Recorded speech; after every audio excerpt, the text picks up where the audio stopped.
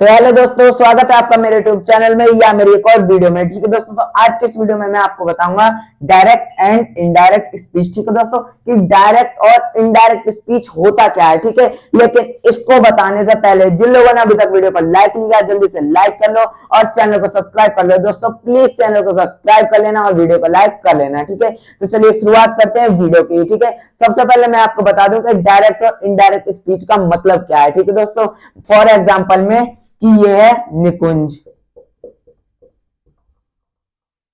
ठीक है दोस्तों, निकुंज। अब निकुंज ने एक बात चिराग को बताई। ठीक है दोस्तों, निकुंज ने चिराग को बोला कि यह मेरी गाड़ी है। किसने बोला? निकुंज ने चिराग को बोला कि यह मेरी गाड़ी है। ठीक है दोस्तों, अब चिराग ने किसी और एक पर्सन को, मान लीजिए जतिन, ठीक है दोस्तों, जतिन को चिराग ने बोला कि यह उसकी गाड़ी है, तो ये हो जाएगा इनडायरेक्ट। और डायरेक्ट क्या हुआ? जब फर्स्ट पर्सन सेकंड पर्सन को बताता है कोई बात तो वो होती है डायरेक्ट स्पीच। ठीक है दोस्तों, और जब सेकंड पर्सन मतलब कि जिसको जो बात बताई गई है, जो जिस आदमी ने बात बताई है, वही बात को वो दूसरे तरीके में किसी और को बता दे तो वो इनडायरेक्ट हो जाएगा। अब दूसरे तरीके में कैसे, मैं आपको बताता हूं। अब निकुंज ने चिराग को बोला है कि यह मेरी गाड़ी है। अब चिराग जतिन को ये थोड़ी ना बोलेगा कि यह मेरी गाड़ी है, वो गाड़ी तो निकुंज की है, तो वो बोलेगा यह उसकी गाड़ी है। ठीक है दोस्तों, सेंटेंस बदल गया तो ये हो जाएगा इनडायरेक्ट। ठीक है दोस्तों, अब आपको समझ में आ गया होगा कि डायरेक्ट और इनडायरेक्ट स्पीच का मतलब क्या है। ठीक है दोस्तों, इसी बात पर जल्दी से लाइक कर दो और चैनल को सब्सक्राइब कर दो। ठीक है दोस्तों, अब मैं आपको इसके कुछ इंपॉर्टेंट पॉइंट समझाता हूं। इंपॉर्टेंट पॉइंट्स ये हैं, इंपॉर्टेंट पॉइंट्स। ठीक है दोस्तों, 2 पॉइंट्स हैं। पहला point, the actual speech of a person given in inverted commas is called direct speech. ठीक है दोस्तों, मतलब कि जो स्पीच है वो जिस पर्सन के द्वारा बोली जाती है, उस पर्सन को अगर इन्वर्टेड कोमास के साथ दिया गया है तो वो क्या होता है?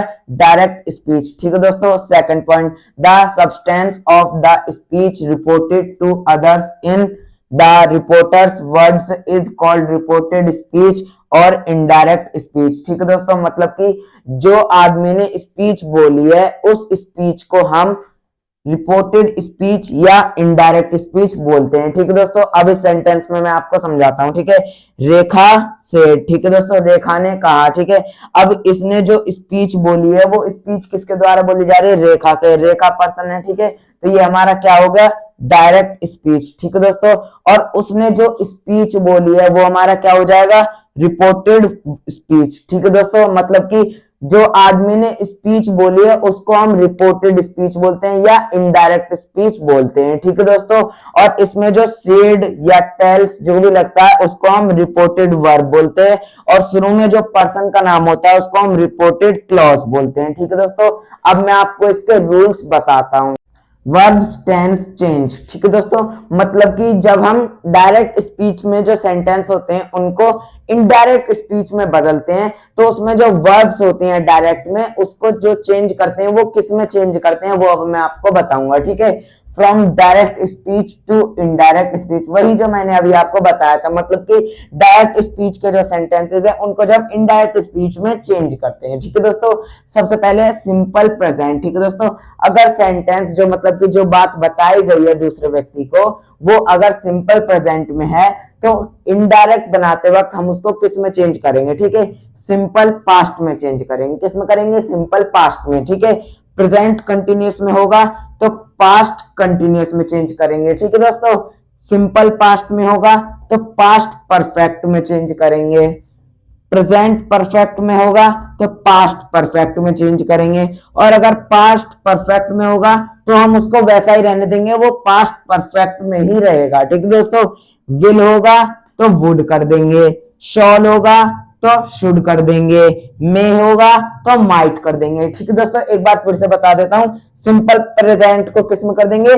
सिंपल पास्ट में। ठीक है दोस्तों, प्रेजेंट कंटिन्यूअस को पास्ट कंटिन्यूअस में, सिंपल पास्ट को पास्ट परफेक्ट में, प्रेजेंट परफेक्ट को पास्ट परफेक्ट में, पास्ट परफेक्ट को पास्ट परफेक्ट में। ठीक है, विल को वुड में, शॉल को शुड में, मे को माइक में। ठीक है दोस्तों, ये चीजें आपको बहुत जरूरी है। अगर आपको ये याद नहीं है तो आप डायरेक्ट से इनडायरेक्ट स्पीच में सेंटेंस बनाते वक्त ठीक से नहीं बना पाएंगे। तो दोस्तों और दो वर्ब्स होती हैं जब हम डायरेक्ट स्पीच को इनडायरेक्ट स्पीच में बदलते हैं। ठीक है दोस्तों, कौन कौन सी देखिए, कैन होगा तो कुड में, मस्ट होगा तो हैड टू में। ठीक है दोस्तों, ये दोनों उनमें ही आती हैं जो अभी मैंने आपको बताए थे। ठीक है दोस्तों, तो वो कहां पर बदली जाती हैं, वो बदली जाती हैं रिपोर्टेड स्पीच में। रिपोर्टेड स्पीच कौन सी, जो इन्वर्टेड कोमास के बाद में लिखा रहता है। ठीक है दोस्तों, उसको हम रिपोर्टेड स्पीच बोलते हैं। और जो इन्वर्टेड कोमास से पहले लिखा रहता है उसको हम क्या बोलते हैं, रिपोर्टेड वर्ब। ठीक है दोस्तों, और जो ये नीचे दो लिखी हुई हैं उनको अब मैं बताता हूं। सेड टू होगा तो टोल्ड में बदलेंगे, सेज टू होगा तो टेल्स में बदलेंगे, लेकिन कहां पे, इनको हम बदलते हैं रिपोर्टेड वर्ब में। ठीक है दोस्तों, रिपोर्टेड वर्ब कौन सी, जो इन्वर्टेड कोमा से पहले लिखी जाती है। ठीक है दोस्तों, इसको हम रिपोर्टेड वर्ब बोलते हैं। ठीक है, लेकिन रिपोर्टेड स्पीच को हम तब बदलते हैं जब रिपोर्टेड वर्ब प्रेजेंट और फ्यूचर में नहीं है। अगर ये प्रेजेंट और फ्यूचर में है तो रिपोर्टेड स्पीच नहीं बदलेंगे। ठीक है दोस्तों, और अगर ये पास्ट में है तो रिपोर्टेड स्पीच को हम बदलेंगे। ठीक है दोस्तों, अब आपको समझ में आ गया होगा कि डायरेक्ट स्पीच को हम इनडायरेक्ट स्पीच में कैसे बदलते हैं। ठीक है दोस्तों, क्या क्या मेन चीजें हैं। आज की इस वीडियो में इतना ही। आई होप आपको पसंद आया होगा मेरा एक्सप्लेनेशन, और अगर आपको समझ में आया तो प्लीज इस वीडियो को लाइक कर देना और चैनल को सब्सक्राइब कर देना।